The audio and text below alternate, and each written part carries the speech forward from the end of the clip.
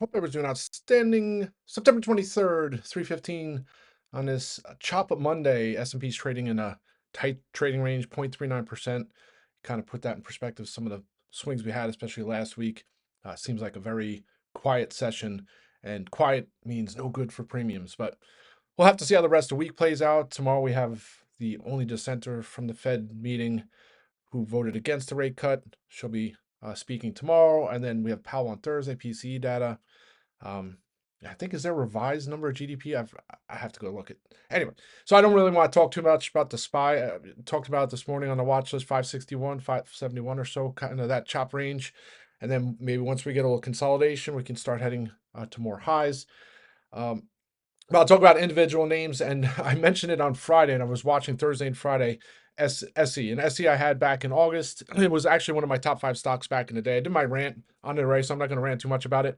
But they had their earnings at the start of August. Just it was one of those mixed bags, but it showed like a tipping point in the company. So their Shopee platform, which pretty much was being subsidized by the other two segments of their business, finally looks like it's going to be profitable.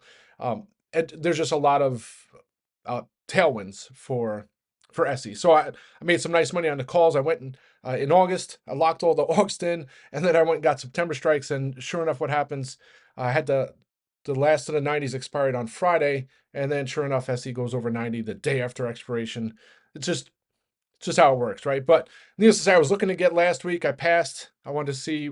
Sometimes, we have issues in China or Asia on Sunday nights into Monday, and then you see gap downs in some of the China ADRs and some of the names in Asia. So I didn't want to be in a spot where that happened.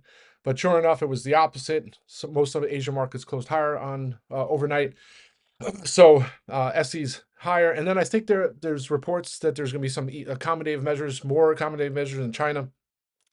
That really shouldn't impact SC because SC is more of a Malaysia, like Southeast Asia kind of company with some business in South America. But uh, it just seems like you look at all the other names, Baba, Baidu, YY, all the other names are going too. So I think that some of that helps. But anyway, needless to say, I went and got some strikes. I was looking for closer strikes, but I think it could trade triple digits. I was talking about this back in August. I think it trades triple digits before before the year is out, probably sooner.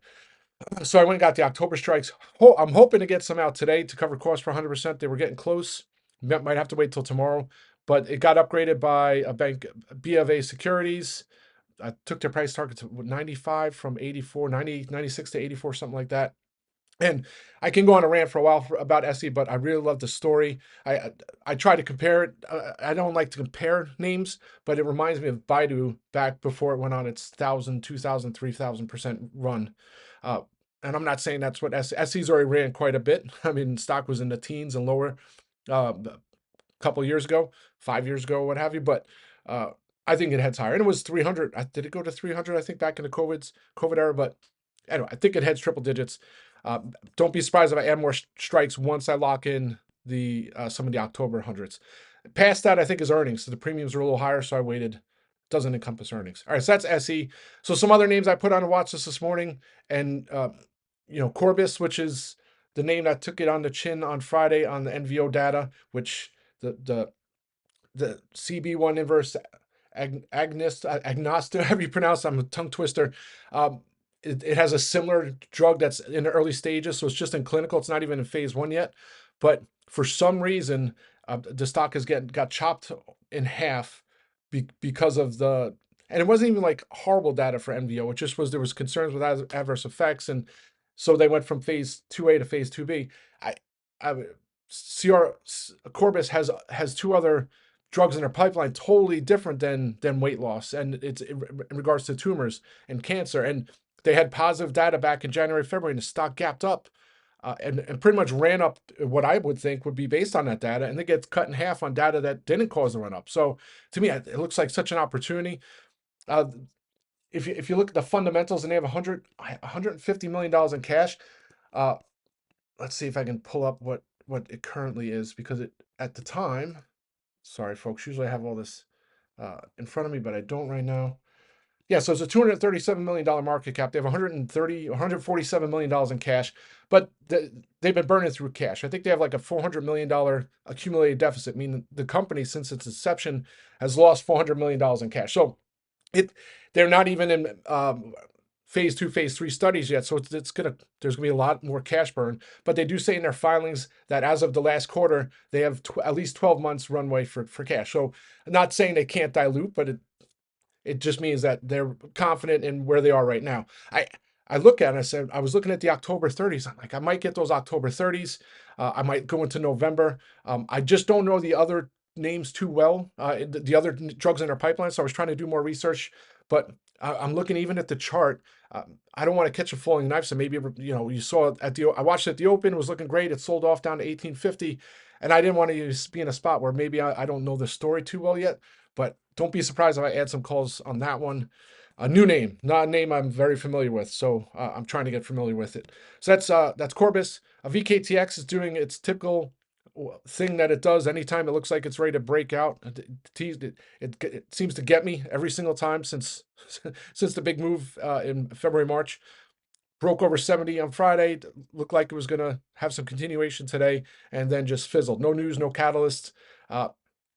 Anyway, just going to hold my October strikes. If it breaks back over 70, I might look for some more calls, play for upside. Uh, Same with TERN, and TERN actually looks like it might.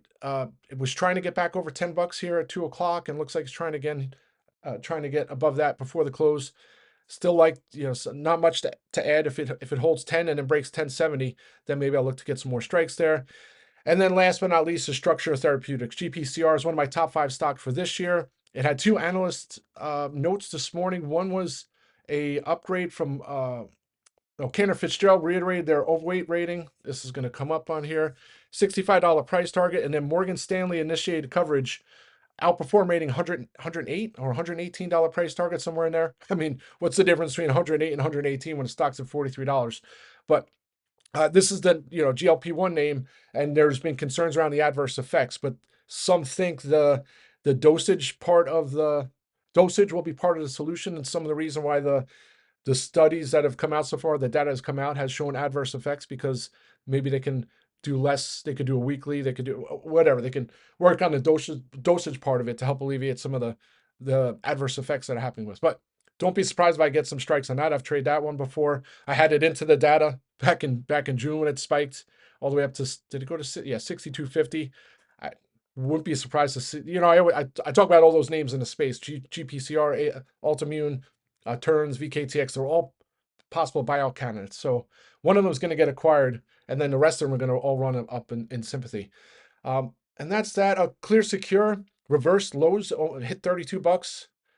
Now back up to 32.72. Almost looks like it's a close green. Visa is just making me pull my hair out. I wouldn't say pull my hair out, but again, I have it for 2 reasons. One is as a hedge for market weakness, and 2, I think some of the run up from August is going to get sold off at some point. So I'll continue to hold my October strikes. Not going to add anything more there. I think that's about it. We have 38 minutes to the close. Hopefully, let's see here. Let's have a great rest of the day. Rock and roll.